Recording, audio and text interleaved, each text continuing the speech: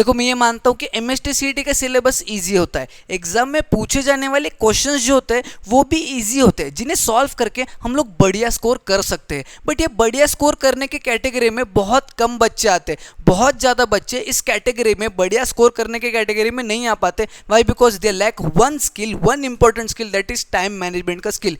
और यही time management के स्किल को अगर आपको इंप्रूव करना है तो ये वीडियो आपके लिए रहने वाला है। नमस्कार दोस्तों, मैं सौरभ एडुगाता में आप सबका स्वागत करता हूं। तो आज के वीडियो में हम लोग एमएसटी सीईटी इस एग्जामिनेशन में जो टाइम मैनेजमेंट स्किल है उसको किस तरह से इंप्रूव करा जाए उसके बारे में बात करेंगे। और ये बात करने के लिए, ये डिस्कशन करने के लिए हम लोग 4 चीज़ों को डिस्कस करेंगे, 4 चीज़ों पर बात करेंगे। और ये 4 चीज़ों को समझना, जानना और इम्प्लीमेंट करना बहुत ज़्यादा ज़रूरी है, इसलिए मैं रिक्वेस्ट करूँगा इस वीडियो को लास्ट तक ज़रूर देखिएगा। तो चलिए शुरू करते हैं। शुरुआत हम लोग करेंगे सबसे पहले पॉइंट के साथ, विच सेज दैट एग्जाम की नीड को समझो, या फिर एग्जाम की नीड को समझना बहुत ज़्यादा ज़रूरी है। अब ये एग्जाम की नीड को समझना यानी एग्जैक्टली करना क्या होता है, and what do we mean by this exam की नीड को समझो। अब एमएसटी सीईटी इस एग्जामिनेशन में टॉप स्कोर करने के लिए एग्जामिनेशन हमसे क्या चाहता है, ठीक है। एग्जामिनेशन, एमएसटी सीईटी एग्जामिनेशन हमसे क्या चाहता है, हम क्या करें ताकि इस एग्जामिनेशन में हम टॉप स्कोर करें या फिर बढ़िया स्कोर करें। तो सबसे पहले आपको समझना पड़ेगा बेसिक चीज़ें। तो आपको पता ही है कि ये जो एमएसटी सीईटी का एग्जाम है ये पूरा का पूरा एमसीक्यू बेस्ड पेपर है, ठीक है। ये पूरा मल्टीपल क्वेश्चन होता है, जो मल्टीपल चॉइस क्वेश्चन है इसके फॉर्मेट में पेपर डिज़ाइन किया गया होता है। इस पेपर में लगभग आपको 150 क्वेश्चन होंगे, और ये 150 क्वेश्चन जो है वो 2 पेपर्स में डिवाइड होंगे, पेपर 1 पेपर 2, और दोनों का टाइम मिला के लगभग आपके पास 3 घंटा रहने वाला है।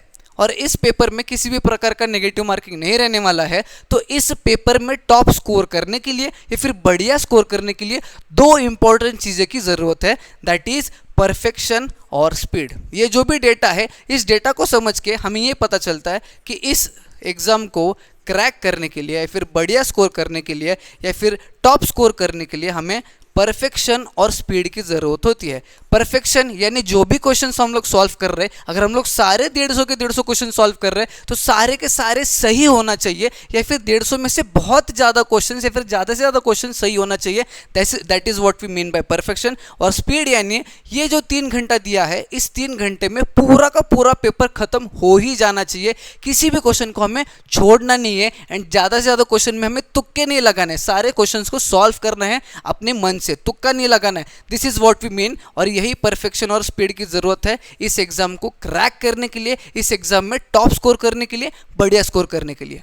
नेक्स्ट चीज जिसके बारे में डिस्कस करना पड़ेगा, दैट इज एग्जाम के पैटर्न को समझो। Now what do I mean by exam के पैटर्न को समझो। बार बार वीडियोस में मैं क्यों लेके आता हूं कि एग्जाम के पैटर्न को समझो। यहां पर मैं आपको यह बताना चाहता हूं कि जो क्वेश्चंस एग्जाम में पूछे जाते हैं, जो क्वेश्चंस एग्जाम में पूछे जाते हैं, उन क्वेश्चंस को एनालाइज करो। एनालाइज करना यानी एग्जैक्टली क्या करना, आपको देखना है कि फॉर एग्जांपल केमिस्ट्री में कितने क्वेश्चंस पूछे जाते हैं, और उन क्वेश्चंस में आप उस क्वेश्चंस को जो है वो डिवाइड करो, क्लासीफाई करो 3 ग्रुप्स में, 4 ग्रुप्स में, और हर एक ग्रुप के क्वेश्चंस को सॉल्व करने के लिए आपका कितना टाइम जाता है। एक क्वेश्चन को सॉल्व करने के लिए क्या 10 second, 15 second, 20 second, 25 second, 30 second जा रहा है, कितना क्वेश्चन मतलब कितना टाइम जा रहा है। एंड डिफिकल्ट से डिफिकल्ट क्वेश्चन जब अगर आता है तो उसको सॉल्व करने के लिए कितना टाइम जा रहा है। तो आपको एनालाइज करना है कि हर एक क्वेश्चन को सॉल्व करने के लिए कितना टाइम इन्वेस्ट हो रहा है, ठीक है। कितना टाइम एक क्वेश्चन को सॉल्व करने में इन्वेस्ट हो रहा है, और वो एक क्वेश्चन इस प्रकार से सॉल्व कर रहे हैं ताकि उसका आंसर सही आए,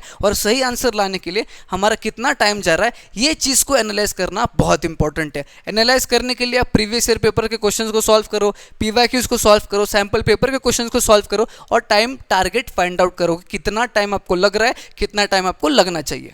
नेक्स्ट चीज जो आपको करनी है, that you have to set a time target. अब टाइम टारगेट यानी क्या, बेसिकली अगर फिजिक्स केमिस्ट्री पेपर 1 की अगर हम लोग बात करें तो फिजिक्स केमिस्ट्री में कुल मिला के 100 क्वेश्चन, आपको 100 क्वेश्चन पूछे जाएंगे, जिसमें आपको 90 मिनट्स दिया जाएगा पेपर 1 पूरा सॉल्व करने के लिए। अब इससे हमें ये पता चलता है कि यहाँ पर एक क्वेश्चन को सॉल्व करने के लिए 1 मिनट से भी लेस टाइम मिलता है, यानी कि 1 मिनट से भी कम टाइम एक क्वेश्चन को सॉल्व करने के लिए मिलता है, जिससे हम लोग ये डिसाइड करेंगे कि फिजिक्स केमिस्ट्री का एक क्वेश्चन लगभग मेरा सॉल्व हो जाना चाहिए इन 50 सेकेंड्स, ठीक है। 50 सेकेंड्स का हम लोग को टाइम टारगेट रखना है। क्या रखना है? टाइम टारगेट रखना है 50 सेकंड्स का। एवरेज 50 सेकंड्स का टाइम टारगेट रहेगा फॉर फिजिक्स एंड केमिस्ट्री, यानी कि फिजिक्स एंड केमिस्ट्री का हर एक क्वेश्चन को एवरेज सॉल्व करने के लिए 50 सेकंड लगना चाहिए। अभी एग्जैक्टली फॉलो नहीं होगा, वाई? बिकॉज कुछ क्वेश्चंस ऐसे होते हैं जो ईजी होते हैं, जो थ्योरेटिकल होते हैं, जो 10-15 सेकंड में क्लिक हो जाता है। बट फिजिक्स में कुछ क्वेश्चन ऐसे भी है जो यूजुअली फॉर्मूला बेस्ड होते हैं, जिनमें फॉर्मूला लगा के इंप्लीमेंट करके वैल्यूज डाल के कैलकुलेट करके आंसर फाइंड आउट करना पड़ता है, जिसमें 50 सेकंड से ज़्यादा टाइम जाता है। तो बेसिकली कुछ बच्चों का ऐसा भी कहना होता है कि सर केमिस्ट्री का पेपर इजी होता है या फिर केमिस्ट्री हमें इजी लगता है, इसलिए केमिस्ट्री ये 1.5 घंटे में केमिस्ट्री जो है हम लोग आधे घंटे में खत्म कर देते, 1 घंटा पूरा फिजिक्स को देते। कुछ बच्चों का ये कहना होता है सर फिजिक्स इजी हमें लगता है तो फिजिक्स आधे पौने घंटे में कंप्लीट करेंगे और बचा हुआ सारा का सारा टाइम केमिस्ट्री में देंगे, जिसे ध्यान से पढ़ के हम लोग सॉल्व कर सके। जो भी होगा, बट ये समझ के चलना है कि 50 सेकेंड ऑन एन एवरेज हर एक क्वेश्चन को सॉल्व करने के लिए आपके पास है। ये टारगेट आपको रखना है प्रैक्टिस करते समय और इंप्रूव करना है इन टारगेट पे। सेकेंड चीज, मैथमेटिक्स के पेपर की अगर हम लोग बात करें तो यहां पर 50 क्वेश्चंस पूछे जाते हैं 90 मिनट्स में, जिससे हमें यह पता चलता है कि हर एक क्वेश्चन को सॉल्व करने के लिए 2 मिनट से भी कम टाइम हमें दिया जाता है।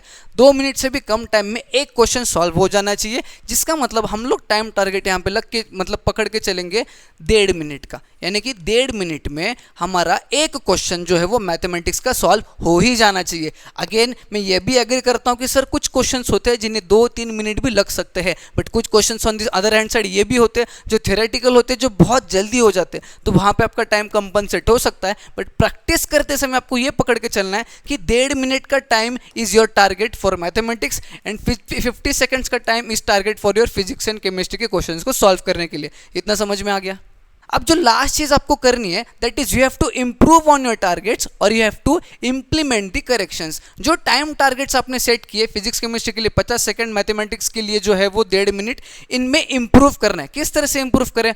अब देखो, आपके पास सैंपल पेपर्स अवेलेबल होते हैं, MST CET के सैंपल पेपर्स आपके पास अवेलेबल होंगे, ठीक है। आपके पास इनके मॉक टेस्ट अवेलेबल हो सकते हैं, ऑनलाइन मॉक टेस्ट भी अवेलेबल हो सकता है, ऑफलाइन भी हो सकते हैं। उसके बाद आपके पास PYQs होंगे, प्रीवियस ईयर क्वेश्चंस होंगे, फिर प्रीवियस ईयर क्वेश्चन पेपर होगा, या फिर क्वेश्चन बैंक होंगे। क्वेश्चन बैंक में के क्वेश्चंस को भी सॉल्व करके आप प्रैक्टिस कर सकते हो। आपको टाइम टारगेट्स को इंप्रूव करने के लिए ज़्यादा से ज़्यादा प्रैक्टिस करनी पड़ेगी। ये 1-2 रात में करने के बाद इंप्रूव होगा ऐसा नहीं है। ये टाइम मैनेजमेंट का स्किल इंप्रूव करने के लिए लगभग according to my calculation 8 to 10 weeks आपका जाएगा, वो भी अगर आप हर वीक में ये सारे चीज़ें कर रहे हो। हर वीक में आप सैंपल पेपर्स को अगर सॉल्व कर रहे हो, या फिर हर वीक में आप मॉक टेस्ट को दे रहे हो, या फिर आप टेस्ट सीरीज को दे रहे हो, या फिर आप PYQs को सॉल्व कर रहे हो, या फिर आप क्वेश्चन बैंक के क्वेश्चंस को रिगरसली सॉल्व कर रहे हो टाइम टारगेट्स को सामने रखते हुए,